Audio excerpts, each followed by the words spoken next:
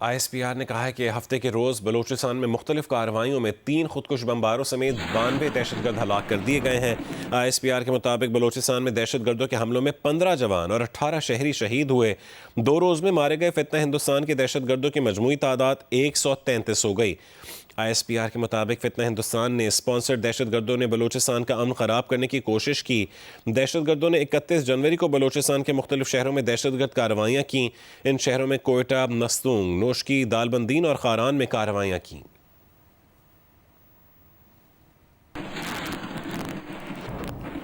वफाकी वज़ीर दाखिला मोहसिन नकवी का कहना है कि बलूचिस्तान में हफ्ते के हमले के लिए जो भी दहशतगर्द आया वो बचकर नहीं जा सका।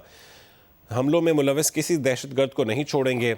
वज़ीर दाखिला ने कहा है कि दुनिया को मालूम होना चाहिए कि ये दहशतगर्दी भारत करवा रहा है। भारत ने बलूचिस्तान में हमलों का मंसूबा बनाया। हमारे पास तमाम शवाहिद मौजूद हैं कि दहशतगर्द कहाँ से ऑपरेट करते हैं। हम उन्हें बेनकाब करेंगे। इस तरीके से हमारे जवानों ने डिफेंड किया है और जो दहशतगर्द आया है वो बच के नहीं गया है, उसको ढूंढ ढूंढ के उन्होंने मारा है ताकि वो बच के ना जा सके। मैं सबसे ज़्यादा इसमें जो सबसे बहादुर शख्स है वो हमारे वज़ीर आला हैं। जिस तरीके से ये फ्रंट फुट पे आके लीड कर रहे हैं, अपनी फोर्स के साथ खड़े हैं और जिस तरीके से और जिस जज्बे के साथ इन दहशतगर्दों का मुकाबला कर रहे हैं, काश हमारे पास चंद एक और सरफराज बुख्ती होते तो इस मुल्क की दहशतगर्दी दिनों में ख़त्म हो जाती। ये दहशतगर्द नॉर्मल दहशतगर्द नहीं है। India is behind those attacks. I can tell you for sure that India planned these attacks along with these terrorists। और हम आपको एक चीज़ बता दें कि हम एक एक चीज़ के पीछे जाएंगे। जिस तरह CM साहब ने कहा, किसी एक बंदे को भी नहीं छोड़ेंगे जिसने इस अटैक में हिस्सा लिया है। दुनिया को इस टाइम ये बात बहुत ज़रूरी है पता चल जाए कि इस टाइम मेन मुल्क जो दहशतगर्दी के पीछे है वो भारत है। जो दहशतगर्दों को फाइनेंशियल सपोर्ट नहीं कर रहा, उसके अलावा उनकी प्लानिंग, उनकी स्ट्रेटजी में भी सपोर्ट कर रहा है। और वो जितना मर्जी कर ले, उनको उसी तरह शिकस्त होगी जिस तरह उनको पहले हुई है। और इंशाल्लाह ताला हम सब मिलकर, चाहे वो फेडरेशन है चाहे वो प्रोविंस है, हम सब मिलकर इनका मुकाबला करेंगे इस तरीके से। वज़ीर आला बलूचिस्तान सरफराज बुख्ती ने कहा है कि बलूचिस्तान में दहशतगर्दों के खिलाफ ऑपरेशन मुकम्मल हो गया है। सिक्योरिटी फोर्सेस ने दहशतगर्दों को मुंह तोड़ जवाब दिया। इस तरह के 10 हमले भी हमारा अज़म कमज़ोर नहीं कर सकते। उन्होंने कहा है कि शोहदा के ख़ानदानों के हौसले बुलंद हैं। ऑपरेशन तो तकरीबन मुकम्मल हो गया है, लेकिन तफसीलात का आना बाकी है। मैं सिर्फ इतना कहना चाहता हूँ कि हमारी जो सिविलियन कैजुअलिटीज़ हैं, ग्वादर में लेबर कॉलोनी में घुस के बलोच फैमिली खुजदार की, उनकी ख़वातीन और बच्चों को जिस बेदर्दी से शहीद किया गया उसकी मज़म्मत करता हूँ। और साथ साथ जिस बहादुरी के साथ, जिस दलेरी के साथ, देखिए हैरोफ जिसको सो कॉल्ड ये हैरोफ 1 और हैरोफ 2 का नाम देते हैं, मैं समझता हूँ कि सिक्योरिटी फोर्सेज ने, पुलिस ने और हमारी FC ने और हमारी आर्मी ने जिस बहादुरी और दलेरी के साथ इन दहशतगर्द टोले का, इनका मोरल नीचे गिर रहा था, ये सिर्फ अपना मोरल उठाने के लिए इन्होंने ये एक इतनी बड़ी कार्रवाई का साइज बढ़ाने की उन्होंने कोशिश की, लेकिन जो लिथैलिटी थी वो बहुत कम थी। और मैं समझता हूँ कि सिक्योरिटी फोर्सेज ने जो रिबेटल दिया है, जो रिस्पॉन्स दिया है, दैट इज़ सुपर्ब। और मैं तमाम उनको गाजियों को सलाम पेश करता हूँ और उन शोहदा को सलाम पेश करता हूँ। अल्लाह ताला इस फितने को, हमारा जो रिजॉल्व है, इस तरह के 10 अटैक्स भी हमारे रिजॉल्व को जो है वो कमज़ोर नहीं कर सकते हैं। चाहे वो फेडरल गवर्नमेंट हो, चाहे वो प्रोविंशियल गवर्नमेंट हो, चाहे वो हमारी आर्म्ड फोर्सेज हो, हमारी पुलिस हो। हम बहुत हाई स्पिरिट्स में, अभी हम जख्मियों से मिल के आए हैं, जो उनका स्पिरिट मैंने देखा है, शोहदा की फैमिली से मिल के आए हैं, उनका जो मैंने स्पिरिट देखा है, इस मुल्क का कोई बाल बिका भी नहीं कर सकता इंशाल्लाह ताला। ऑपरेशन तो तकरीबन मुकम्मल। बलूचिस्तान में जख्मी होने वाले शहरों की राय भी शामिल करेंगे। अभी आपको बताएं, DG खान में पंजाब से बलूचिस्तान जाने वाले तमाम रास्ते बंद कर दिए गए हैं।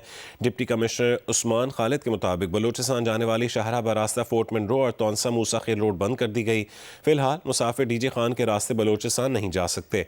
बलूचिस्तान से मिलने वाली सरहदी इलाके बवाटा और सखी सरवर के मकाम पर ट्रैफिक को रोक दिया गया है।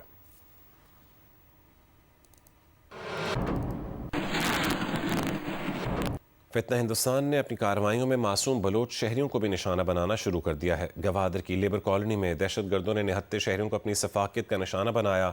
अस्पताल में जेर इलाज जख्मी बलोच शहरियों ने बताया कि दहशतगर्दों के सामने कुरान और बच्चों का वास्ता दिया गया, मगर उन्होंने एक ना सुनी।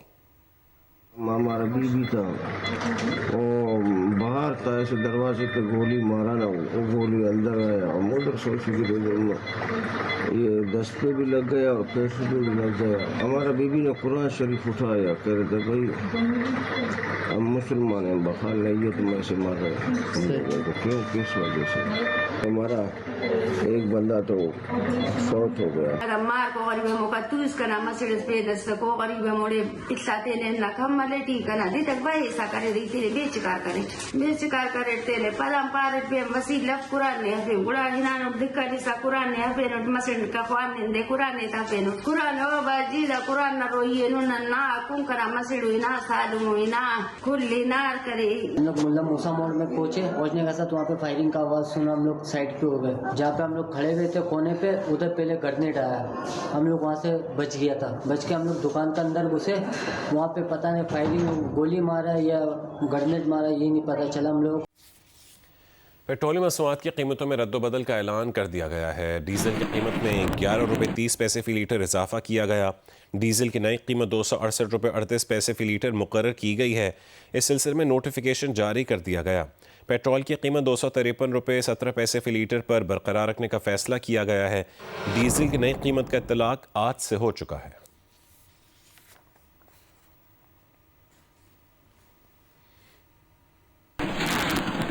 अमरीकी सदर डोनाल्ड ट्रंप ने कहा है कि ईरान से मुज़ाकरात जारी रखना और नतीजे पर पहुंचना चाहते हैं। सदर डोनाल्ड ट्रंप ने ये बात अमरीकी टीवी को इंटरव्यू में कही।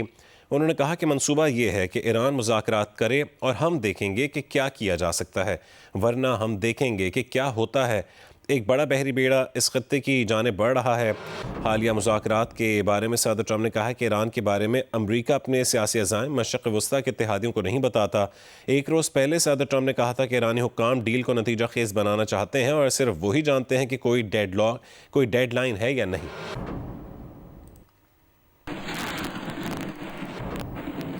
ईरान की कौमी सलामती काउंसिल के सेक्रेटरी अली लारिजानी ने कहा है कि मीडिया वॉर के बरक्स न्यूक्लियर प्रोग्राम पर मुज़ाकरात के लिए फ्रेमवर्क बनाने में पेशरफ्त हो रही है। कतर के वज़ीर शेख मोहम्मद बिन अब्दुल-रहमान अल सानी तेहरान आए, जहां उन्होंने ईरान के कौमी सलामती के सेक्रेटरी अली लारिजानी से मुलाकात की, जिसमें ख़ित्ते में कशीदगी कम करने के उमूर पर गुफ्तगू की गई। कतरी वजारत ख़ारजा की जानिब से जारी बयान में कहा गया कि कतर ख़ित्ते में कशीदगी कम करने और मसला पुरअमन तौर पर हल करने की कोशिशों का हामी है। ख़ित्ते में सिक्योरिटी और इस्तेहकाम में इजाफा चाहता है। कतर ने जोर दिया कि कशीदगी बढ़ने की सूरत में ख़ित्ते के लोगों को बचाने के लिए मुनज़्ज़म कोशिशों की ज़रूरत है। इख्तलाफात सिफारतकारी से हल करने के लिए दोस्त ममालिक के राबते होने चाहिए।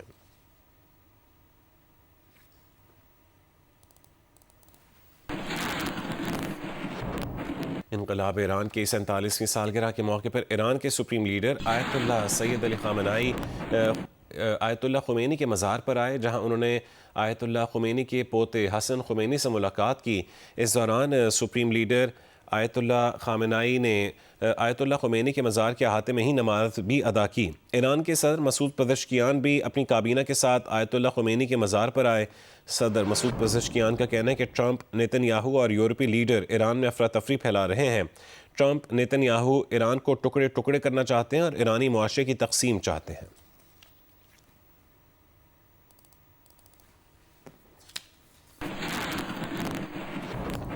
अमेरिका में जिनसी जराइम के मुजरिम जेफरी एप्स्टीन की ईमेल्स में भारतीय वज़ीर आज़म मोदी का नाम भी सामने आ गया है। भारतीय अपोजिशन जमात कांग्रेस के वज़ीर आज़म मोदी पर कड़ी तनकीद। बदनाम ज़माना एप्स्टीन के साथ मोदी के ताल्लुक़ को भारत के लिए इंतहाई शर्मनाक करार दे दिया। कहा यह कौमी वक़ार, बैनुल-अक़वामी साख का मामला है, इस पर वज़ीर आज़म मोदी को जवाबदेह होना चाहिए। वाज़ेह हो गया कि मोदी का जेफरी एप्स्टीन के साथ गहरा और पुराना ताल्लुक़ है। एप्स्टीन ने ईमेल में वाज़ेह लिखा कि मोदी ने उससे मशवरा लिया और इसराइल गए। मोदी ने इसराइल में अमरीकी सदर के फ़ायदे के लिए नाच गाना किया। वज़ीर आज़म मोदी ने 4 से 6 जुलाई 2017 तक इसराइल का दौरा किया था। एप्स्टीन की ईमेल मोदी के दौरे इसराइल के 3 रोज़ बाद लिखी गई। कांग्रेस ने सवाल किया कि मोदी जेफरी एप्स्टीन से किस किस्म का मशवरा ले रहे थे। मोदी इसराइल में क्यों गाए और नाचे, इससे ट्रंप को क्या फ़ायदा हुआ। एप्स्टीन ने मोदी के दौरे को कामयाब लिखा, इसका क्या मतलब है।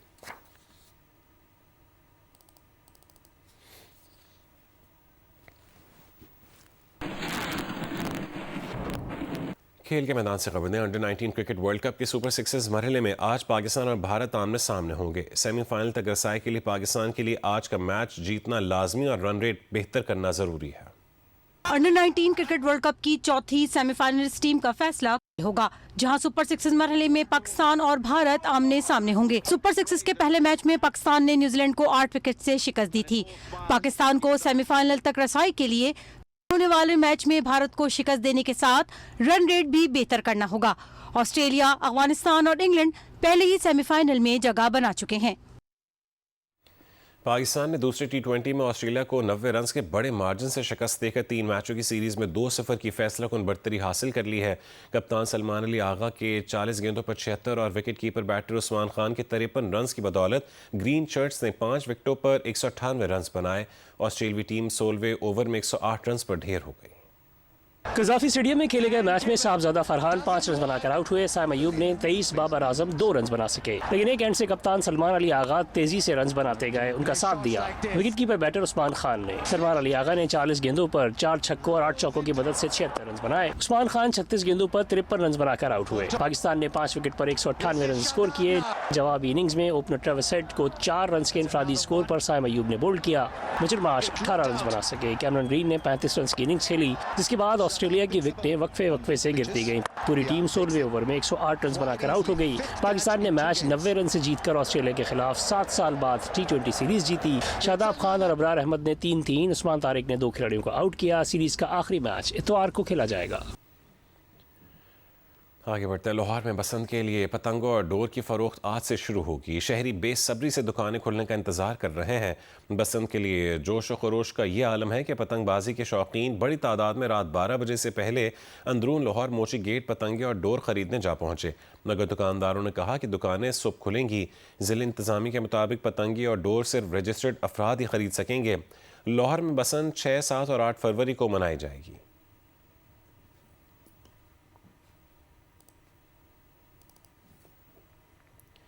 लाहौरी इन दिनों मुकम्मल तौर पर बसंत बुखार में मुब्तला हो चुके हैं। हर कोई बसंत की तैयारियों में मसरूफ़ दिखाई देता है। पतंगों और गुड्डों की फ़रोख्त का आज पहला दिन है, मगर पतंगे और गुड्डे बनाने वाले कहते हैं कि उनकी सारी पतंगे बुक हो चुकी हैं और एडवांस बुकिंग भी इस कदर ज़्यादा है कि उन्होंने मज़ीद ऑर्डर लेना बंद कर दिए हैं। रिपोर्ट करेंगे इरम आवान। लाहौर में बसंत फेस्टिवल तो होगा 6, 7 और 8 फरवरी को। पतंग साज इन दिनों दिन रात धड़ाधड़ रंग बिरंगी पतंगे बनाने में मसरूफ है। डोर और दीगर सामान भी बिकने को तैयार है। पतंगबाजी के शौकीन अफराद का कहना है कि वो बड़ी बेताबी इंतजार कर रहे हैं ताकि पतंगे खरीद कर घरों में ले जा सके। एक्साइटमेंट है बड़ी। अच्छा, मुझे भी है, मेरे बच्चों को भी बड़ी है कि गुड्डे कब आएंगे, बाबा कब आएंगे, क्योंकि उनके लिए तो ये फर्स्ट टाइम सारा मामला है। चांद रात की तरह हम अपने गुड्डों का इंतजार करेंगे। इसको हम लेके खुशी करे मनाएंगे, जाके इसको दुल्हन की तरह सजा के रखेंगे घर पे। पतंग साजों का कहना है कि उनके ऑर्डर्स पूरे हो चुके हैं और अब मजीद ऑर्डर्स लेना मुमकिन नहीं रहा। तलब इतनी ज्यादा है कि वो सप्लाई पूरी करने में नाकाम होकर रह गए हैं। ऑर्डर्स बंद कर चुका हूँ मैं, और लोग जो हैं वो बेताब हैं कि रात के जैसे 12 बजे तो हम अपना सामान जो है वो रिसीव करें आके। पतंग साजों का कहना है कि वो नींद भी पूरी नहीं कर पा रहे, खाने पीने का भी होश नहीं रहा। काम के रश की वजह से अगर वो किसी का ऑर्डर लेने से इनकार कर दे तो लोग हमारे जानने वालों की सिफारिशें लेकर आ जाते हैं। कैमरामैन खालिद खान के साथ इरम अवान, जियो न्यूज़, लाहौर।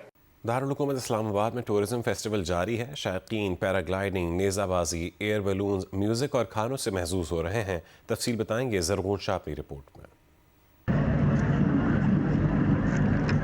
ये तमाम फाइटर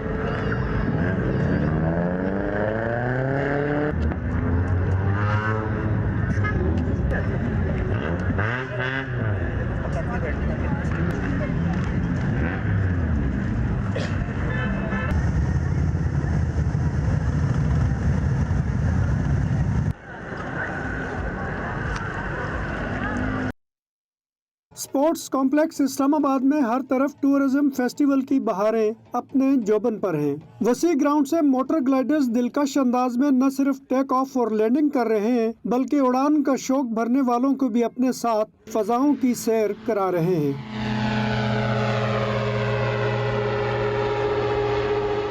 टूरिज्म फेस्टिवल की एक और खूबसूरती F9 पार्क में जारी नेज़ाबाजी के जबरदस्त मुकाबले हैं, जिन्हें देखने न सिर्फ मकामी बल्कि गैर मुल्की मेहमान और सफारतकार भी आ रहे हैं।